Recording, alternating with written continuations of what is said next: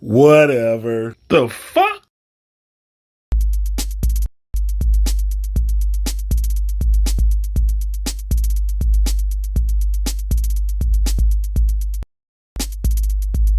In the morning, and we here.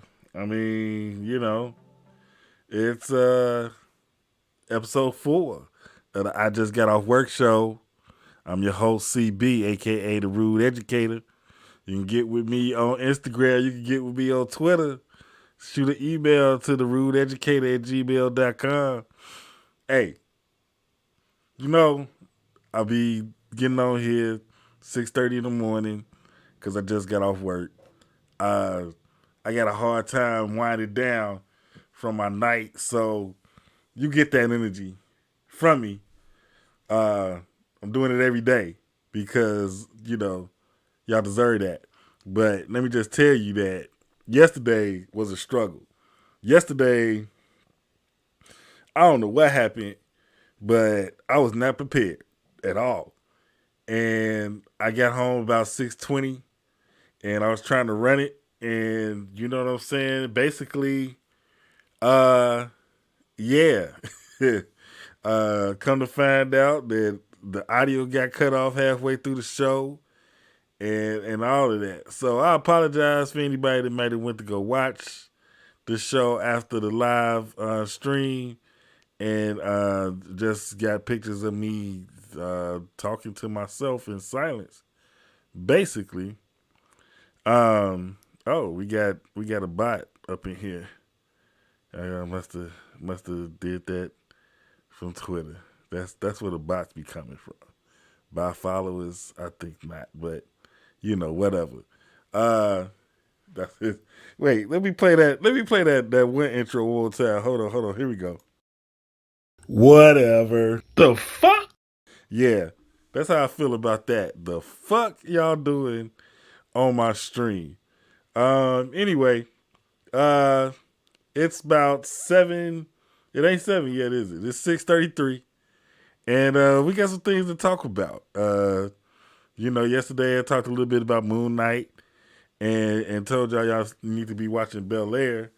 You know what I'm saying? Bel Air did come out this morning, but I ain't watched it yet, so I'll wait till tomorrow to talk about the specific episode, which I'm gonna start doing just because like the way I look at it, you need me to talk about them episodes, so what I'm saying, what's going on when you get into these shows, man. I don't want to spoil it too much, but you know what I'm saying. If you don't like that part, just fast forward through it. You know what I'm saying. Or if you're watching me live, it's like, hey CB, don't talk about that right now. But more than likely, I'm gonna be talking about it on the regular. Um, Last night though, Snowfall did drop, and it was a pretty good episode. Now, if you've been following along this season, you know that Franklin been dealing with a little bit of adversity, and it pretty much started when Teddy came back. To be honest, because he was feeling good. I can't even remember old boy's name, but the one cat that he was working with, he was down with him. They was getting money together. It was a good relationship, and Teddy came through and fucked all that up. And then this last, the episode, well, I guess it was 2 episodes ago because it was kind of like a 2-parter. They rolled up, somebody rolled up on them while they was doing the drop, and then Teddy got shot. Also, and Franklin had to go through East LA and dealt with a tiger. It was crazy. Then come to find out that the person that was causing all this chaos in their life, I mean, they done shot at Jerome and Louie, and moms done got caught up in it. It was a big mess. His baby mama getting shot at, and she pregnant. You know what I'm saying? She over in the corner pregnant and everything. And they come to find out that history done came to bite him in the ass. And it was Kevin's big brother, Kane, just got out. He wanted revenge. He wanted revenge on him because, the scene that they did, that Leon and Franklin did with Kane, pretty much exposed the fact that Kane was the one that pretty much like was all they big brothers. Cause Leon didn't have one, Franklin didn't have one, and Kevin was their boy, and Kane was an OG from the streets, and he pretty much, you know what I'm saying, raised them, showed them how to, show them the streets. And for them to do that, I think he felt not just disrespected because that was his brother, but also because they was all like family. And so when they found out who it was, they kind of got spooked. That they did go talk to him, and that's kind of where they left off. They started off this episode with them explaining, what they was gonna try to do with Kane to rectify the situation. Meanwhile, Louie and Jerome still looking for Peaches because they don't know what happened to him. And that's kind of a big situation because Jerome feel like that Peaches was his responsibility. He brought him into the crew, and if he had anything to do with everything that was going on, the stash got robbed, all that, then it was on him to put that situation to rest. And so this episode, they just going around, doing different things related to that. Like Franklin had to talk to his baby mama and his moms about what was going on. Louie went to go set some shit up with her, with her cop that she got. I don't even know what to say about that dude. Dude, a lame to me. You know what I'm saying? Like, I mean, first of all, he a cop, and then second of all, he always trying to hit on Louie, and he just a bad look for the whole thing. They really made that character look, fucked up for a whole lot of different reasons. But it's all good. So I'm trying to tell some of the story without telling all of it. But basically, Leon got shit worked out with Kane, but Louie ain't like the way, what I'm saying, she really ain't trying to work shit out. So she got the cop, what I'm saying, going in motion. Meanwhile, Teddy and the chick that he know from the past, they still, they getting together more and more now. She's still taking care of him, so far as wound is concerned, but he getting better. And, they starting to click. Also still hanging with Teddy and all this kind of stuff. So it's all, it's all kinds of stuff being set up, basically for the next episode. But all of this stuff that they setting up is, to me, it's kind of shaky, like the real estate deal ain't really happening because, they got their money took. And they trying to get other funds back in the country from where they got it hidden at, but that's a big mess. So it's really showing how, everything that Franklin had going on kind of went to shit off that one little move. And, it's rightfully so because even though Leon explained what happened, in a good way, it's still fucked up when you gotta, what I'm saying, when one of your boys go down at your own hands. So they still dealing with the repercussions of that. And, even it makes sense that now that they built this big empire up, that's coming to bite them in the ass. So that's going on. Jerome found out some stuff about Peaches. Even worse than, him betraying the family. Some other stuff going on. But I'm going to let y'all watch it. If you've seen it already, you know what I'm talking about. And if you ain't seen it yet, then you definitely need to check it out because Snowfall, to me, is like one of the best shows that's out. So make sure you check that out. What else? So I checked out the Mike Epps special on Netflix last night, and it was good. I mean, like Mike Epps is, to me, he like a barbershop comic. You know what I'm saying? He like a barbershop comedian. So he like the kind of guy to tell jokes in the barbershop, have everybody cracking up in the barbershop. And he does well with the roles that he gets in the different movies that he do and the shows that he do or whatever. So I feel like that's his, you know what I'm saying? Those his strong points is to tell like, some like, impromptu jokes and then do his acting thing. I don't think he the kind of stand up to just get on stage and tell you jokes for an hour and back to back with the punchline and all that stuff. He just he just fucking around for the most part, and he good at that. But some people got they criticisms of Mike and how he do things, and like rightfully so, he be like fuck y'all and do his thing, and so that's how he should do it because if he doing his thing and it's working for him, why even talk against it?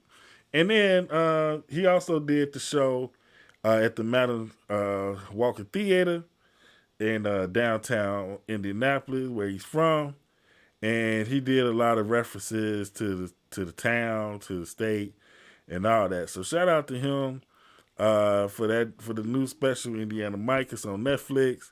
Make sure y'all check that out. And then I'm gonna take a little break right now because it's 6:42, and I need to get my water in, and I need for y'all to chill and say what's up in the comments. Hit me up on Instagram. Hit me up on Twitter. You see it right there, right? You see it? That's everything. That's my email. That's my Twitter. That's my Instagram. So hit me up. I'll be waiting to hear from y'all. I'll be right back.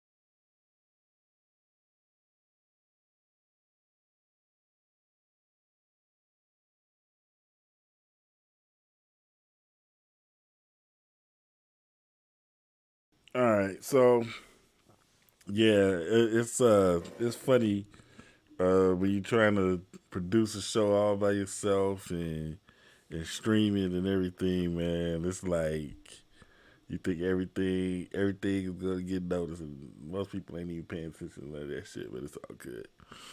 So next up on my magical tablet, all right. So I'm gonna do it. I'm gonna do it like this. All right. First, we're gonna talk about how the Final Four is going down this weekend, right? Because we got the women's Final Four starting off tomorrow, which is Friday. You got South Carolina going against Louisville, and you got UConn going up against Stanford. Now, those four teams are mainstays in the women's NCAA, right? And so, it's gonna be it's gonna be a lot of action going into that championship game. So definitely I would recommend you watch it. Now, it's some people that ain't trying to watch women play basketball. I don't know who those people are because at this point you should know that the women's games be just as exciting. But hey, take my word for it. If you ain't watched none of the women's games this year, you need to be watching tomorrow night on ESPN. They're gonna start the first game at 7, second game at 9:30. They in Minneapolis, Minnesota, the home of Prince. And I mean, you're gonna see some good basketball. My personal favorite is South Carolina, because Dawn Staley been one of my favorite players since she was with the Sparks. Yeah. Yeah, like that's all enough to be said. I mean, you know what I'm saying? She be up for that coaching too. I mean, you gotta watch that. And then the men's Final Four starts Saturday. They down in the Big Easy. And of course you got Villanova going against Kansas, which, you know, that's a classic matchup. Villanova is a class, you know, when it comes to college basketball, they're one of the names that you always hear. And so is Kansas.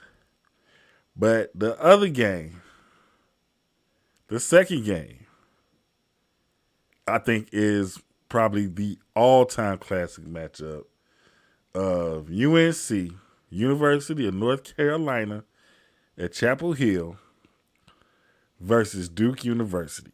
And to make it even more special this year, Coach K has decided to retire. And since Coach K is retiring, it's going to be the objective of whoever his opponents are in this year's Final Four to send him home to an early retirement. Nobody wants to be the team, or the coach, more correctly, that Coach K whoops on his way out the door.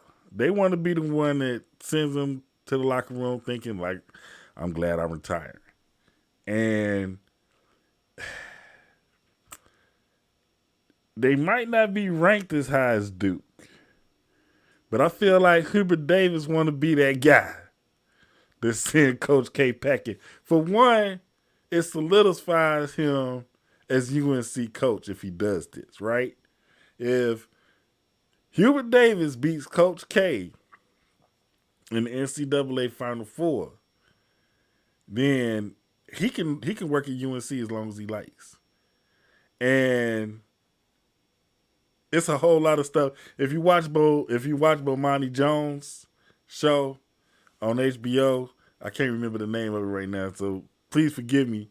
But if you watch his show and you see what he did about Coach K, then you know what I'm talking about. If you ain't watched it, then you need to watch both bodies so you can know what he's talking about. You can know what I'm talking about. But Hubert Davis beating Coach K, that's job security. You know what I mean?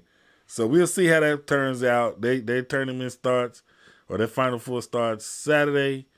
Championship game on Monday. And again, the women's starts tomorrow. Championship on Sunday. Women on ESPN, men on CBS. Hey, check it out. You know what it do. Now, that brings me to the next topic, which is NBA action. Now, as we head into the playoffs, there are some teams that are looking to solidify their spots, and there's some teams that are just trying to hold on to their spots. Like I talked about yesterday, the LA Lakers did not do a great job of holding on to their spot. They are at present time.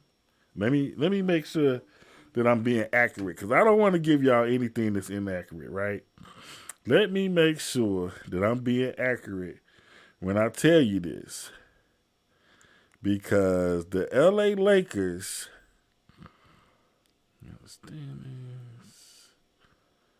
are presently in 10th place. So they're not out yet. I think last night that's what I'm saying. Last night when I looked at this, the Spurs was on top. But they adjusted it and they put the Lakers back on top. Yeah, I think the Spurs lost last night or something, didn't they? I'm about to talk about the scores right now anyway. So, um, yeah. So see, that's exactly what I'm talking about. So they trying to hold on. They trying to hold on, and it's gonna be a rough ride. I mean, this already a rough ride, right? And then LeBron hurt, AD hurt, so I don't know what they're gonna do, even if they do make it in. But yeah. See, Memphis beat San Antonio last night, and that put the Lakers back on top. But if the Lakers lose again, it's going to go back and forth probably for the next 2 weeks, which is what we got left. So yeah, let's go over the scores just a little bit. New Orleans beat Portland. Memphis beat San Antonio, like I said. Atlanta beat Oklahoma. And Ice Tray had 41. And they in that last spot in the East. Matter of fact, let me check on that to make sure that that's accurate, because that may have changed. Yeah, okay, so the Hawks, they still in that last Eastern spot, that number 10 spot. So they got to go through the play-in to just get to the point to get in the playoffs. They got to win twice. I believe when you the 10th seed, you got to win twice. Yeah, that 10th and 9th seed, you got to win twice. If you the 7th and 8th seed, that game, if you win that first game, then you win. But if you lose, then you got to play the win. That's why the 9 and 10th team got to play twice, because they got to beat whoever lose the 7-8 game. Some people don't like to play in. I think it's an interesting way to get the other the next two teams that's ready a chance, especially if it's close towards the end of the season, which is actually close at the top in the Eastern Conference than it is at the bottom. But that whole Lakers drama makes it interesting this year. If the Spurs make it in instead of the Lakers, I feel like Pop is probably going to blow that first game anyway, because he tired. He ready to retire too, like Coach K. So I don't think he really trying to go through a whole playoff series. But we'll see. We'll see how that works out. Other scores: Denver beat the Pacers. That didn't really matter much. Pacers is out.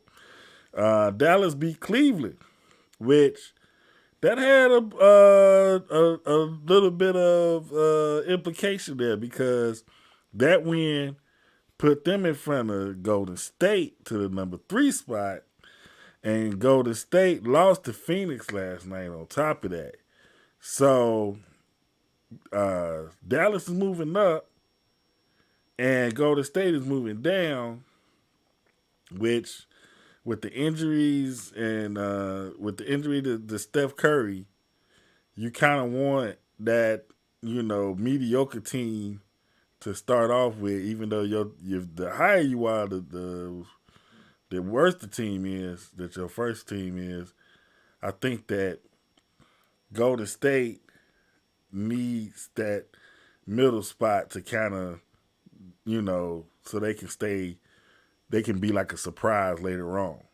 They don't want to start off, in a too good of a spot. I don't know. They'll work it out, I feel like, and you got to watch out for Memphis and Golden State. They were going back and forth with Phoenix last night, and they almost got Phoenix. Phoenix wasn't going for it though, and they ended up with the victory. So you got to keep an eye on that Western Conference for sure. But the Eastern Conference is really where it's at, because also playing last night was Boston and Miami. Now, Boston was in first place, but now they're in fourth, which is a crazy change of events, just a couple of games, but that's how tight it is at the top of the Eastern Conference. Now, Miami's in first place. Uh, Let me check these standings again because I want to give y'all accurate information, not just what's in my head. Okay, so you got Miami on top, then Milwaukee, and Philadelphia, then Boston, and then the Bulls and the Raptors. The Bulls and the Raptors got the same record, but apparently the Bulls won in the season regular season matchup between them two, so they're ranked above. But those top four teams, it's only 2 games separating number one from number four. So that's going to be interesting right down to the wire. And I know that people have been talking about it, but who's going to end up on top? I think it just depends on the strength of the schedule that they got left. I didn't look into all of that, but yeah, don't be surprised at whoever ends up at the top because all those teams are playing well right now at the end of the season. And I think that whoever comes out of the East, it's going to be rough for them. Because all the way down, I mean, you cannot sleep on any of these teams. You cannot sleep on the number 10 team, which is the Atlanta Hawks, because Ice Trey and his boys, they kind of feeling a little, disrespected right now. Ice Trey went into New York and made some noise. So I don't think you need to count them out just yet. Charlotte is a young squad. They might have a chance to make some noise, but if they got to go up against Atlanta in that play-in game, I don't know about that. They might not have the experience to get past that. And then, of course, you can't sleep on Brooklyn. You can't sleep on Cleveland. Brooklyn, Kyrie just got permission to play in Barclays, so you don't have that situation. The other situation is him not being able to play in Toronto. I don't know if that's still true or not. But last I heard, he couldn't play in Toronto. So them playing Toronto could also turn out bad for Brooklyn. But Cleveland they totally turned their season around from where it started. Cleveland was basically some scrubs when the season started. But they had Rubio instead of Garland at the point. Once they moved Rubio got hurt. They gave Garland more PT, and they never looked back. I mean, with the rookie and Garland and the other pieces they got, they've been going at it. So you definitely can't sleep on Cleveland. And then the rest of the teams in the East, my Bulls been struggling, but I think they about to get it together and make a nice little run in the playoffs. I hope. So we're gonna see what it do. I'm ready. I'm ready for the playoffs to start, but we got a couple of weeks, so we'll see where we end up. I'm definitely looking forward to it. I got all my Bulls gear ready to wear after the game is over, because as we know, I am a bad luck charm when I get on my team's gear. Whenever I wear my team's gear, get ready for them to lose.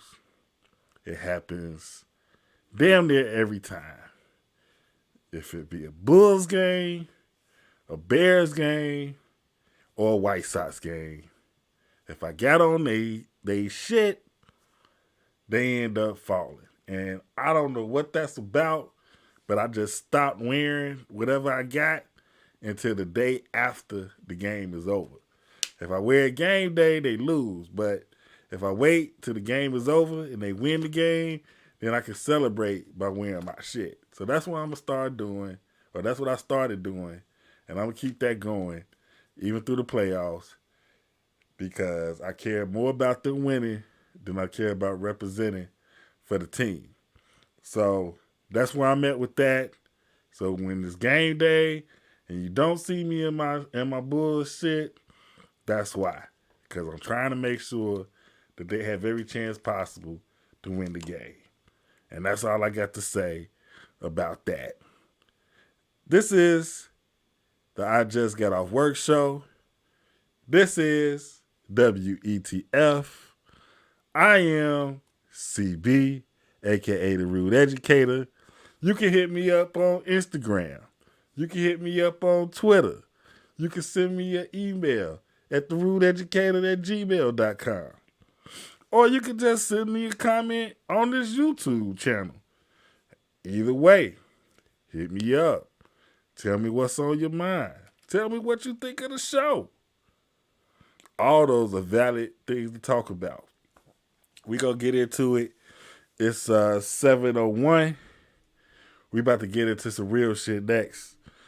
I'm gonna send y'all back to a break, but you better holler at me in a minute because what I'm about to get into next, you not gonna want to miss this because it's some stuff that's got implications to our daily lives. So you want to make sure that you keep watching and you see what that's about. But I'm gonna take a break real quick and give me some more water, and I'll be right back.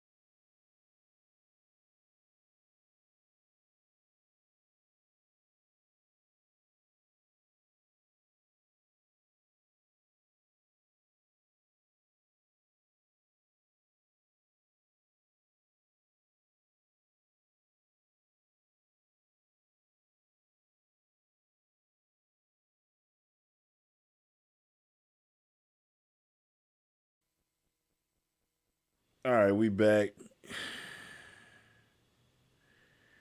and you know what? Um,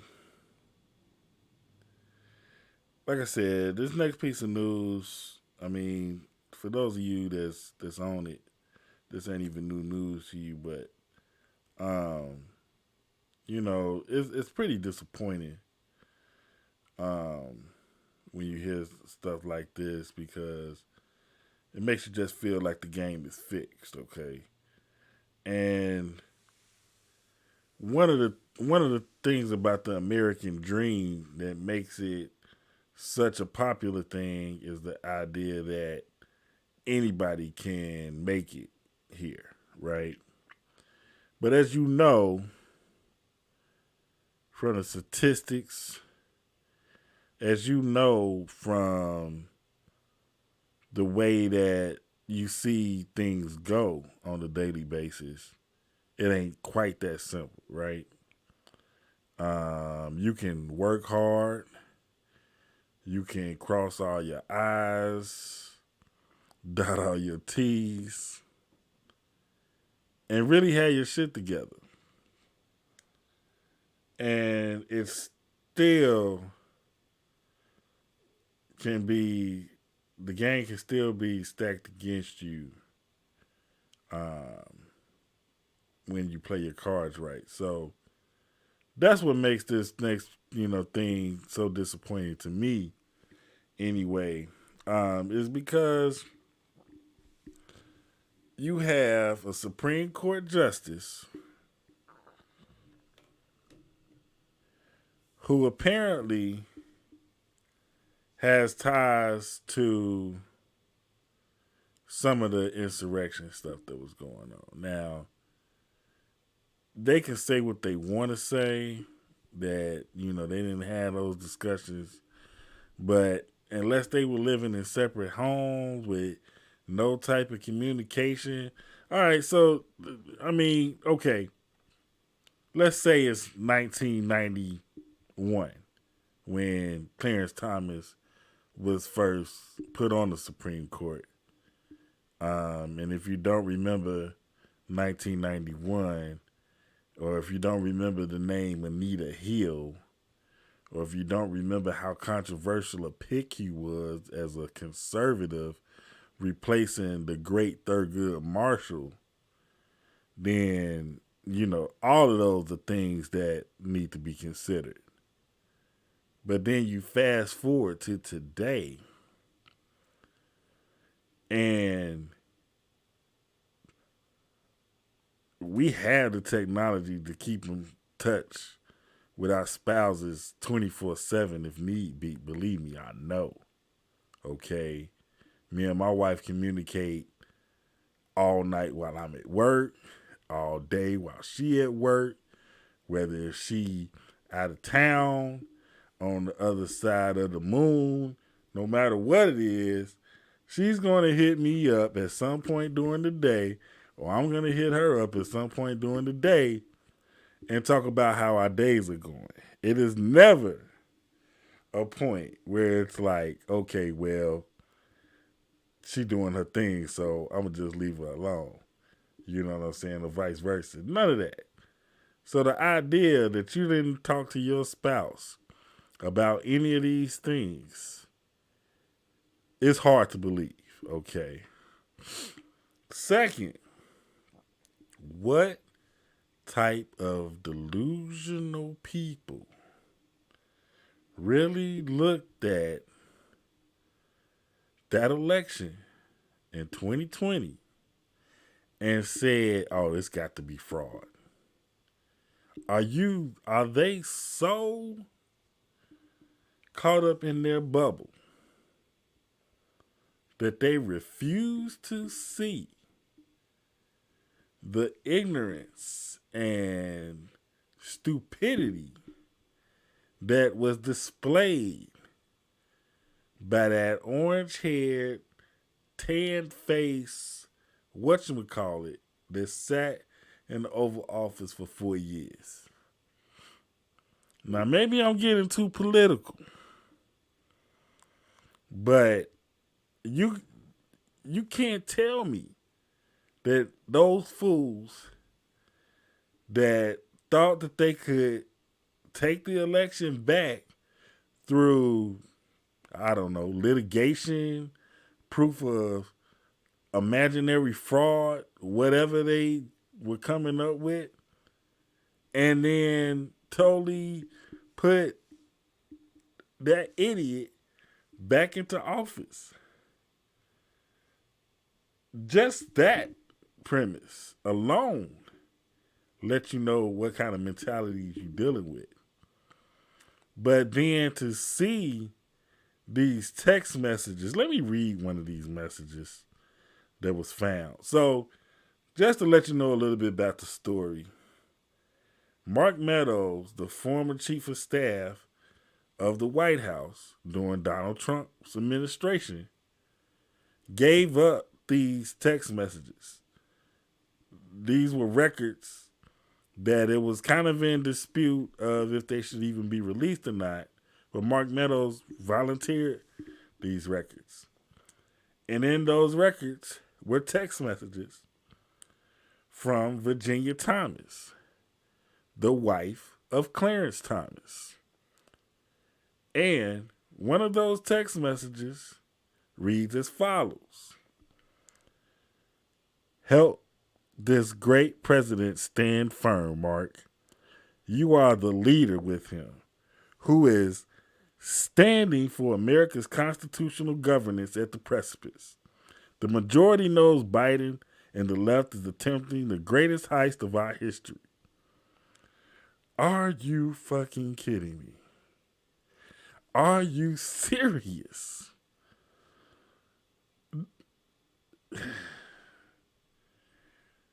This, I assume that Virginia Thomas is an educated woman.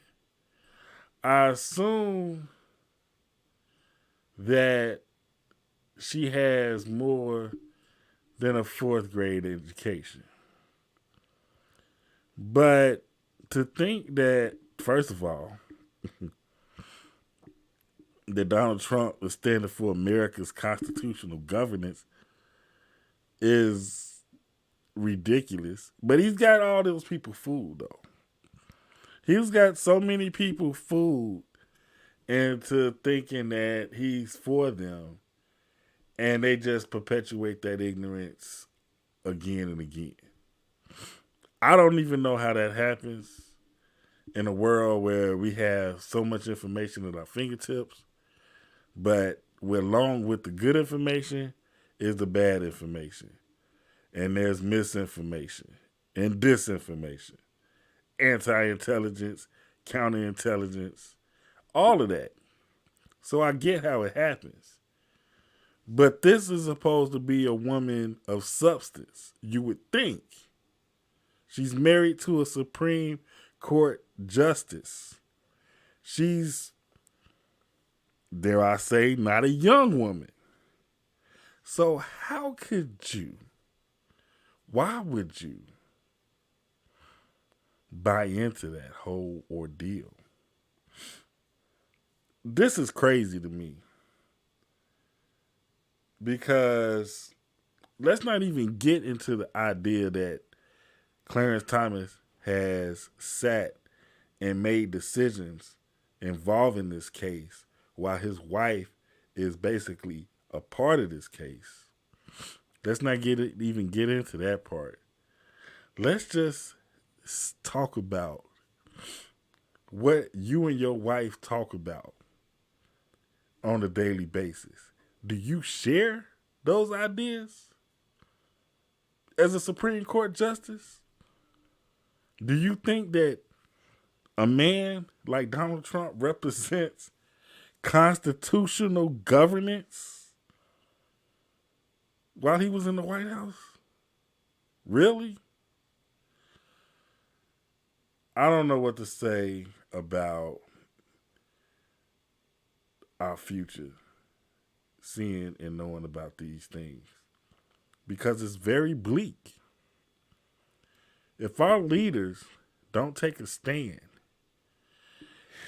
I don't care what party you're in, and this is the problem with conservatives today. There were conservatives of yesterday that, even though you may not agree with their politics, there was some common ground because it was all for America. We no longer have that common ground. They are all about what they're about, and everybody else is basically stuck to deal with that. And that's where we're at. I don't know what the solution is because I'm not that smart. But I know there's people out there that have some answers to some things, and we need to start building on those things to get this country out of the toilet where it is. Because we're still there. It doesn't magically disappear because somebody new is in the White House. It's so bad. But we can get out of it because the people is what makes the difference. The people make the difference in my world too. Shout out to Head Waldall, Dad Wall, or however you say that.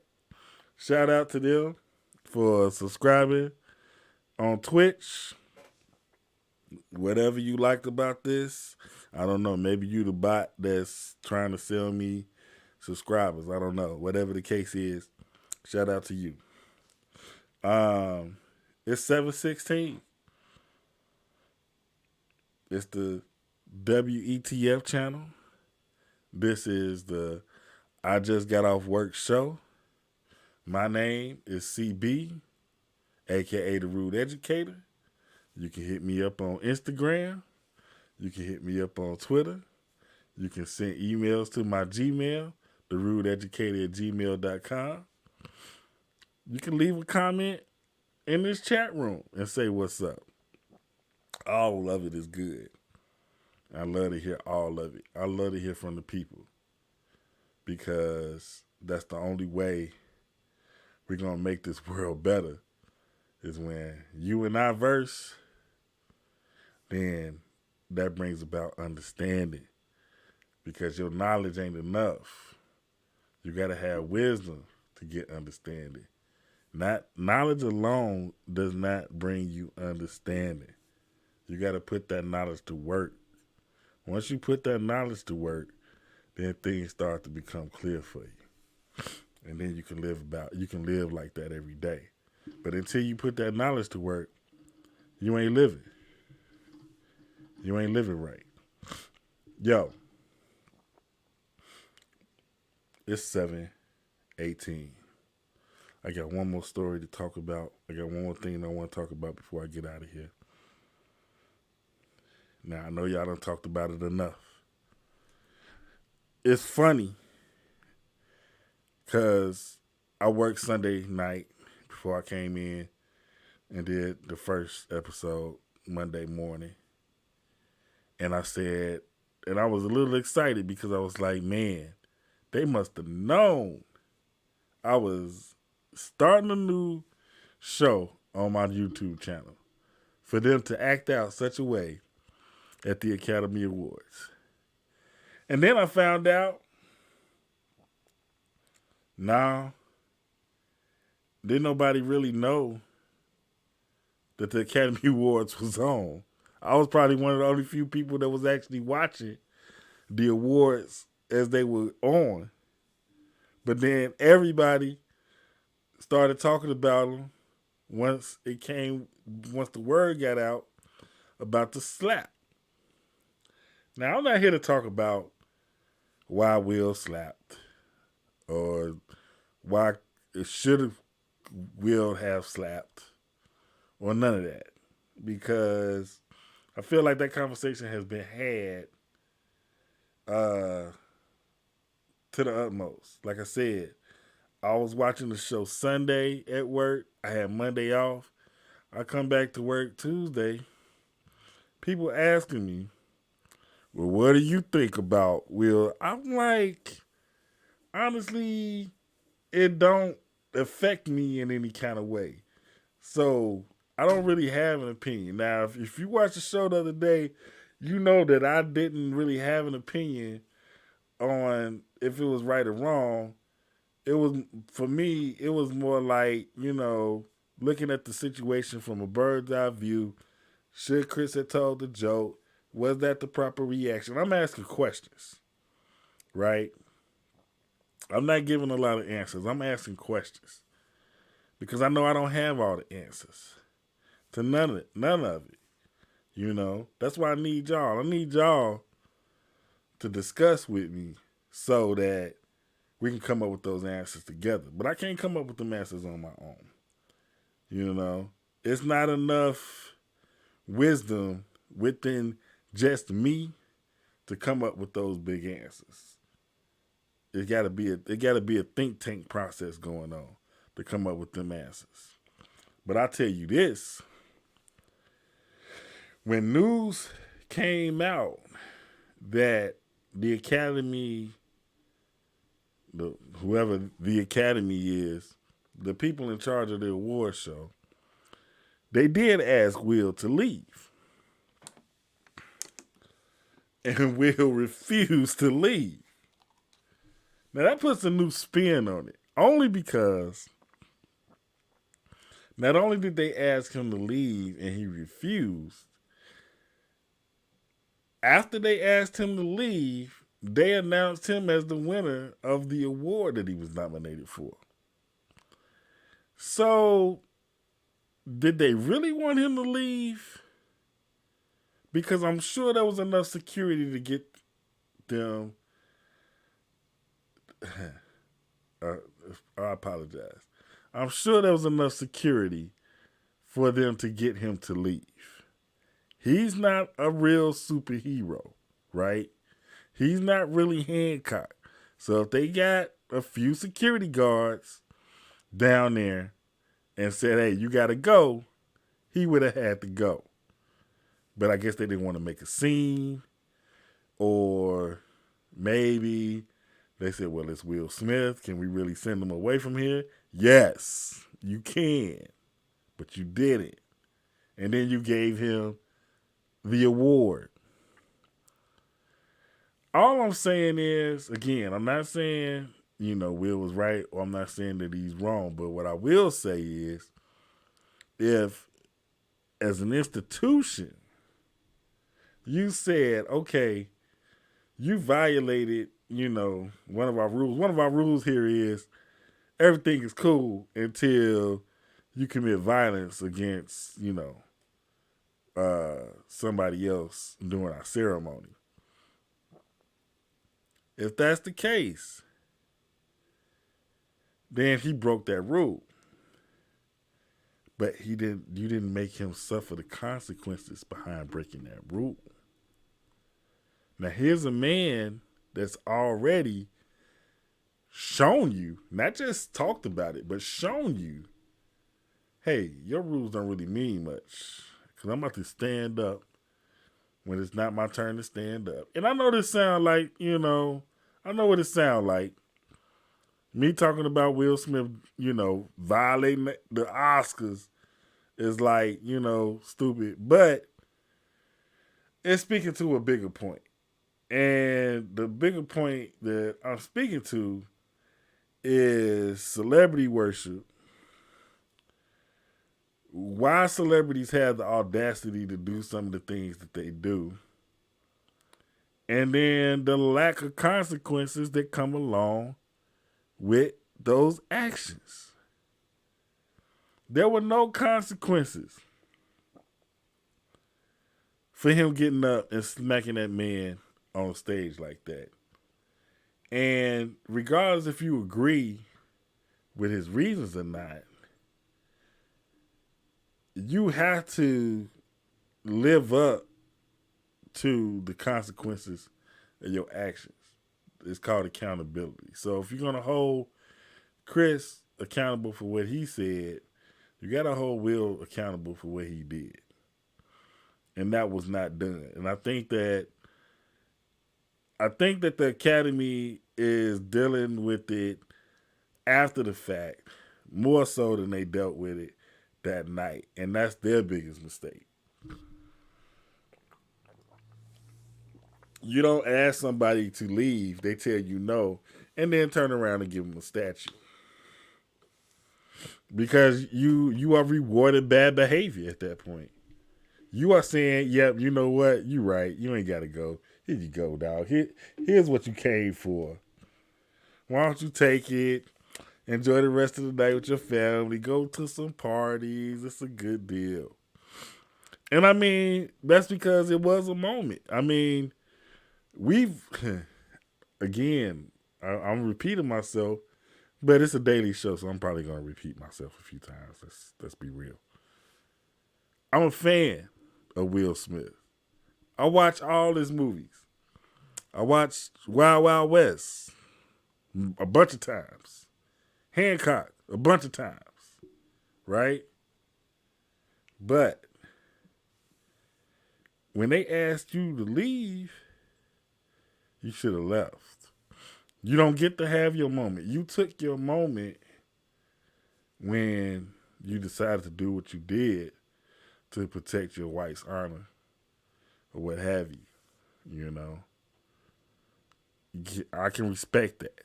But what I can't respect is that, and it's really ain't got nothing to do with Will, honestly. It's got more so to do with the Academy. Like, all these years of ignoring black people, and the Academy basically just did what they've always done, which is reward black people only when they doing bad things. Like, you gave Denzel the Oscar when he did Training Day. Well deserved. Denzel killed that role, but he killed a whole lot of other roles too. And they didn't reward him for those. It wasn't until he played a crooked, cussing, criminal ass cop to give him the award. He played probably that role was probably one of the most heinous roles that Denzel Washington ever played. And that's what they gave him the Academy Award for. Not for playing Malcolm X, one of our finest, but for somebody that is despicable. I won't even get into what they gave Halle the award for. When they gave Halle Berry her award, I mean, if you know, you know, but it's like, that's what we got to do. I still haven't, as big of a Will Smith fan as I still haven't watched the King David movie to see what his performance was like. And I'm a big fan of the Williams sisters as well, so I'm going to see it. It's just a matter of time. But I'm glad that they gave it to him on a role like that. Now, I'm not sure how Mr. Williams was portrayed in the movie. I'm assuming that since the family was involved, it was a positive portrayal.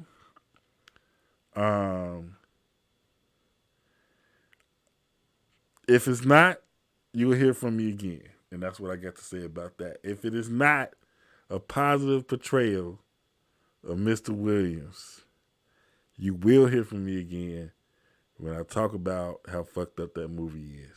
But at this point, I have no reason to think that. So it's all positivity from my end on that. Hey, look. You know I done ran my mouth enough. It's coming up on that time.